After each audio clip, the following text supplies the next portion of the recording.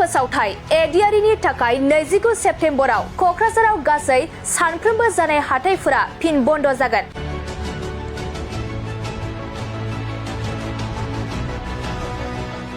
फैबाय थानाय Assam direct recruitment आनजादखौ नोजोर होनानै फिन क'क्राझार जिल्ला खुंथाया क'क्राझार जिल्लानि गासै सानसेयारि सप्तायारि हाथाय आरो सानफ्रोमबो जानाय गासै हाथायखौ 29 सेप्तेम्बर रबिबार खालि बन्द लाखिनो बिथोन होदों।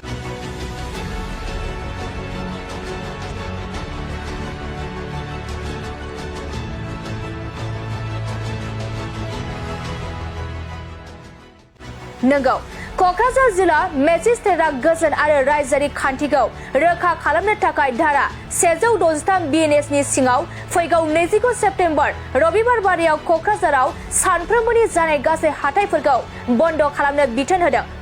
मोनथिनो मोननाय बायदिब्ला क'क्राझार जिल्लायाव गासै 45,000 बिनायसाफोरा बे आनजादखौ लिरगोन। बेनिखायनो आनजाद लिरगिरिफोरनि थांलाय फैलाय खालामनायखौ नोजोर होनानै गोजोन आरो रायजोआरि खान्थिखौ रोखा खालामनो थाखाय क'क्राझार जिल्ला मेजिस्ट्रेटआ बे गोख्रों राहाखौ लानाय जादों।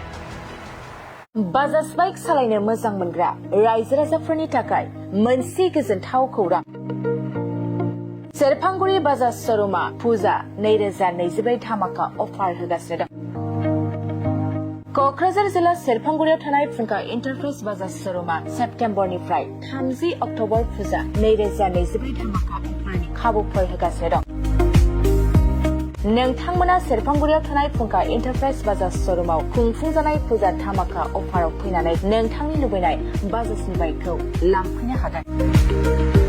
रायजो राजाफोरनो फुंखा इन्टारप्राइज बाजाज श'रुमआ लाबोनाय अफारफ्रानो जाबाय 2 litre petrol free, free pressure cooker, free helmet, एक्सचेन्जनि एभेलेबल, लोगोसे केस होनानै बाइक बायगिरिफोरनो 1000 रां केसबेक हरफिननाय जागोन।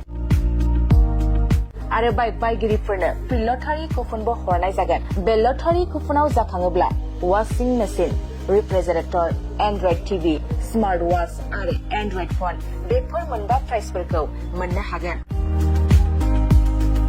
नोंथाङा आबुङै मिथिबावनो थाखाय 6003817191 9101598021 आरो 9101547892 जानबुं नाम्बाराव खौरां लाहरनो हागोन। मोनसे फोसावथाय एडियारिनि थाखाय 29 सेप्तेम्बराव क'क्राझाराव गासै सानफ्रोमबो जानाय हाथायफोरा फिन बन्द जागोन।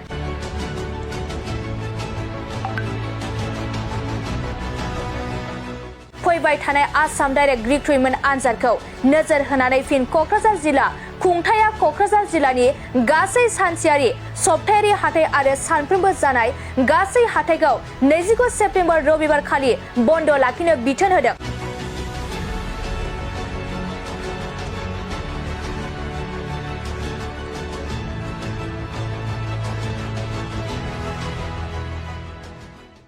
नंगौ, क'क्राझार जिल्ला मेजिस्ट्रेटआ गोजोन आरो रायजोआरि खान्थिखौ रोखा खालामनो थाखाय धारा 163 BNS नि सिङाव फैगौ 29 सेप्तेम्बर रबिबार बारियाव क'क्राझाराव सानफ्रोमबोनि जानाय गासै हाथायफोरखौ बन्द खालामनो बिथोन होदों।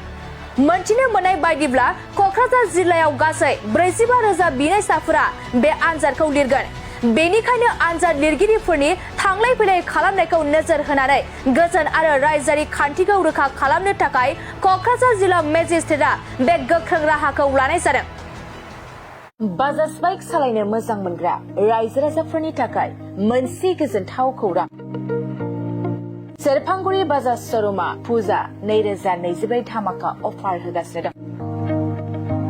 क'क्राझार जिल्ला सेरफांगुरियाव थानाय फुंखा इन्टारप्राइज बाजाज श'रुमआ सेप्तेम्बरनिफ्राय 30 अक्ट'बर फुजा 2024 धामाका अफारनि खाबुफोर होगासिनो दं।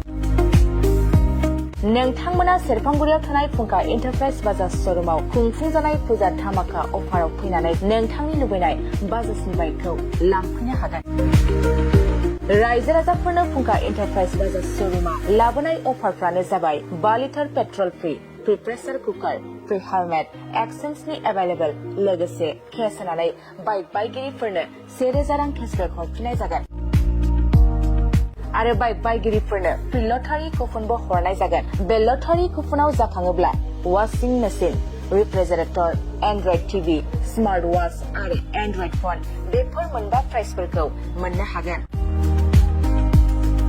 नोंथाङा आबुङै मिथिबावनो थाखाय 6003817191 9101598021 आरो 9101547892 जानबुं नाम्बाराव खौरां